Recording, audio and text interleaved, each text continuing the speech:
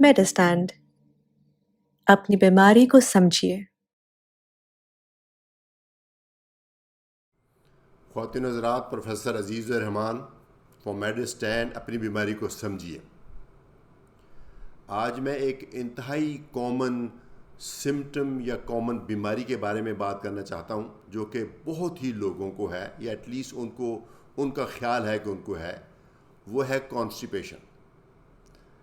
Constipation से मुराद क्या है, पहले ये डिस्कस करेंगे, फिर उसकी कॉजेज़ क्या हैं, फिर उसका ट्रीटमेंट क्या है। एक तो कॉन्स्टिपेशन से मुराद ये है कि अगर आपका जो रूटीन है स्टूल पास करने का, हजामत का जो एक रूटीन है, अगर उससे कम हो गया है और आपको अगर बचपन से आपको डेली हजामत होती थी और अब आपको डेली नहीं होती, एक दिन छोड़ के, 2 दिन छोड़ के, 3 दिन छोड़ होती है, तो इसको कब्ज़ कह सकते हैं। या दूसरी इसका मतलब ये हो सकता है कि पहले आपको पखाना सॉफ्ट आता था, नरम आता था, यानी बिल्कुल बंधा हुआ जैसे होता है पखाना, उस तरह से आता है। जब हाजत हुई, आपको बैठे टॉयलेट सीट पे थोड़ा सा ज़ोर लगाया और आपको हजामत हो गई किसी तकलीफ़ के बगैर। लेकिन अगर ये पखाना बहुत हार्ड हो जाए, बहुत ज़्यादा ज़ोर लगाना पड़े उसको पास करने के लिए, और वो मिंगनों की सूरत अख्तियार कर ले, या निकलते वक्त रेक्टम में जो पखाने की जगह वहाँ पे दर्द भी हो, या कभी कभार ब्लीडिंग हो, तो ये भी कब्ज़ है। बेशक पखाना डेली भी आ रहा हो, लेकिन बहुत अगर सख्त हो गया है तो इसको भी कब्ज़ कह सकते हैं। लेकिन ये आपको पता होना चाहिए कि डेली स्टूल पास करना ना तो हर बंदे में ये होता है, ना ही ये हेल्थ के लिए ज़रूरी है। असल में ये आपका बचपन से आदतें बनती हैं। अगर आपके खाने में बचपन से फ़ाइबर का इस्तेमाल ज़्यादा है, जो कि हमारे ट्रेडिशनल फूड में फ़ाइबर का इस्तेमाल ज़्यादा था। फ़ाइबर क्या होता है मैं भी बताता हूँ। अगर आपके खाने में फ़ाइबर का इस्तेमाल ज़्यादा है और का पानी का इस्तेमाल भी मुनासिब है, और आपने एक बचपन से एक रूटीन डेवलप कर ली है कि सुबह उठ के दफ्तर जाने से पहले, या काम पे जाने से पहले, या कॉलेज यूनिवर्सिटी जाने से पहले आपने टॉयलेट सीट पे बैठना है, तो आपके माइंड में ये किस्म का प्रिंट हो जाता है कि सुबह उठ के चाय पीनी है या नाश्ता करना, तो दिमाग को पता कब टाइम है, तो वो कॉन्ट्रैक्शन हो जाती है और आपकी हजामत हो जाती है।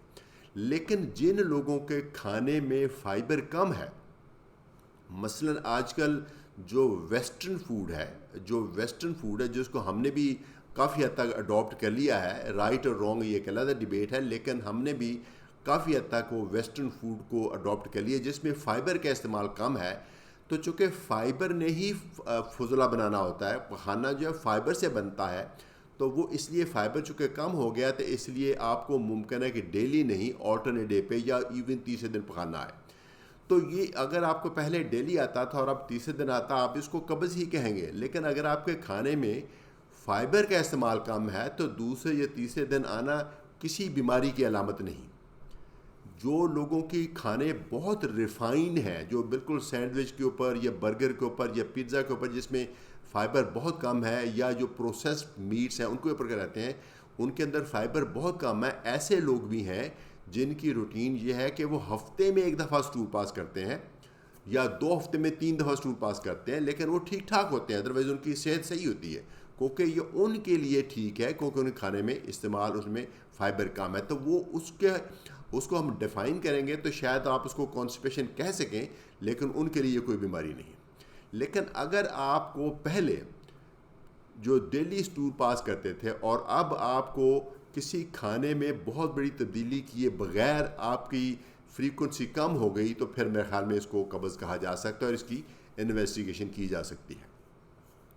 अच्छा, मैं जिक्र कर रहा था खाने में फ़ाइबर जो होता है ना, हमारा खाना होता है मिक्स, जिसके अंदर बहुत सारी चीज़ें हैं, लेकिन जो 2 मेन इसकी जो कंपोनेंट है, एक वो है जो न्यूट्रिएंट्स हैं, जो कि हमारे मैदे में से जज़ब होके, इंटेस्टाइन में जज़ब होके हमारे जिस्म का हिस्सा बन जाते हैं, जैसे प्रोटीन्स हैं, मिनरल्स हैं, विटामिन्स हैं, इनके अंदर कोई, और फैट्स हैं, फैट्स का तमाम तर फैट्स जो है वो बॉडी में चला जाता है, जो कार्बोहाइड्रेट्स हैं जो वो भी चले जाते हैं। लेकिन एक होता है फ़ाइबर, जैसे सेल्यूलोज है। इसकी मिसालें ये हैं कि गंदम का जब आटा होता है, जो अगर पीसे तो सही, अगर छाने ना, तो जो छान है वो जो हम खाएंगे तो वो फ़ाइबर है।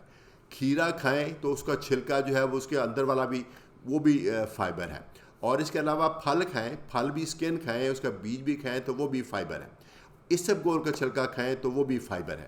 اور بہت سارے کھانے جو ہے جو فروٹ تک سب میں فائبر ہوتا ہے. تو فائبر کیا چیز ہے؟ فائبر ہمارے اسٹول کو، ہمارے پخانے کو بلک دیتا ہے تاکہ اس کا ایک تھوڑا سائز بن سکے، اس کے اندر پانی جذب لیتا ہے تاکہ وہ ہارڈ نہ ہو اور تاکہ وہ انٹسٹائن میں سے آرام سے گزر سکے.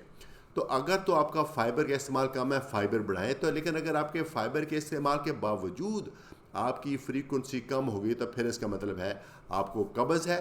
اس میں اگر آپ نے کھانا ویسے مقدار کم کر لی ہے، جب ہم کبھی اپنے وزن سے کانشیس ہوتے ہیں تو خوراک کم کرتے ہیں، جب خوراک کم کرتے ہیں تو اوبیسلی اسٹول کا سائز بھی کم ہو جاتا ہے، تھوڑی سی قبض ہو جاتی ہے. تو اگر تو قبض آپ کو اس طرح کی ہے پھر تو کھانے میں فائبر کا استعمال بڑھا لیں، کوئی مسئلہ نہیں، سب ٹھیک ٹھاک ہو جائے گا. لیکن اگر کوئی بظاہر وجہ نہیں، اس کے باوجود آپ کی، اب خاص طور پہ اگر آپ کی عمر بھی 40-50 سے اوپر ہے اور قبض ہو گئی ہے تو پھر ضرور اپنے ڈاکٹر سے مشورہ کریں، کیونکہ پھر اس کی کئی طرح کی بیماریاں ہیں، کافی حد تک انٹسٹائن کی بیماریاں ہیں جس پہ قبض ہو سکتی ہے.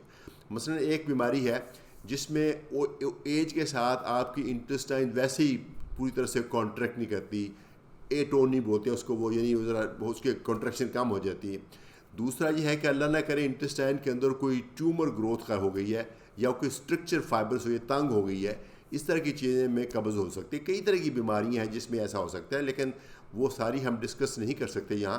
لیکن یہ بات ضرور ہے کہ اگر آپ کو سگنیفیکنٹ کانسٹیپیشن ہے تو آپ اپنے ڈاکٹر سے ملیں، وہ آپ کو چیک کریں گے. اگر تو ایک ہم بولتے ہیں لفظ ریڈ فلیگ سمٹم اگر ہے پھر تو یقیناً آپ کو فردر انویسٹیگیشن کی ضرورت ہے. ریڈ فلیگ سمٹمز کیا ہے؟ اگر پخانے میں خون آیا ہے تو اس کا مطلب ہے ٹیسٹ کی ضرورت ہے. اگر آپ کا وزن کم ہوتا ہی جا رہا ہے کوشش کیے بغیر تو علامہ پھر بھی ٹیسٹ ہونے چاہیے. خون کی بہت زیادہ کمی ہے پھر بھی ٹیسٹ ہونے چاہیے.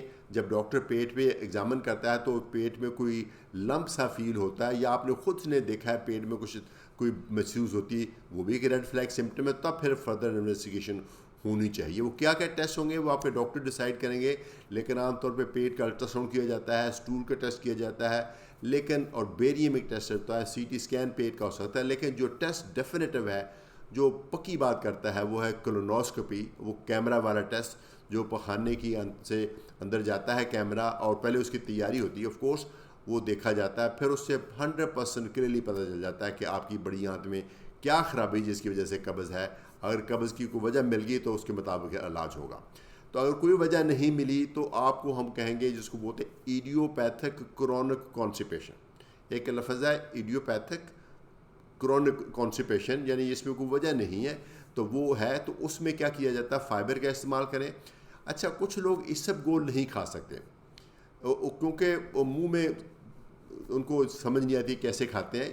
اسبگول کا ایک بڑا چمچ اگر آپ ڈیلی لے لیں، اسبگول کے فائبر کا ایک بڑا چمچ لے لیں، تو اس کو لینے کا جو بھی طریقہ اختیار کریں، منہ میں ڈال کے اوپر سے پانی پی لیں، دودھ پی لیں، جوس پی لیں، یا پانی میں گھول لیں، دودھ میں گھول لیں، یا دہی میں گھول لیں، کسی بھی چیز طرح سے آپ لے لیں، ایک بڑا چمچ آپ ڈیلی لے لیں تو اس سے آپ کا مسئلہ انشاءاللہ حل ہو جائے گا.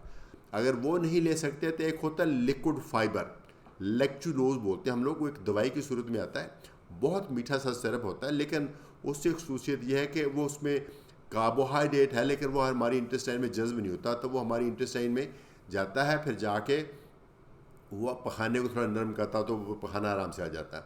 اس کے علاوہ بہت ساری ادویات ہیں جن کو پرگیٹیو کہتے ہیں، ان کا کبھی کبھار استعمال تو ٹھیک ہے. اس کے میں ٹریڈ نیم نہیں لینا چاہتا، لیکن اس میں سینا ایکسٹریکٹ ہوتا ہے، یا کچھ ایسی چیزیں ہوتی ہیں جو انٹسٹائن کی کانٹریکشن بڑھاتی ہیں، تو کبھی کبھار اس کا استعمال بالکل صحیح ہے.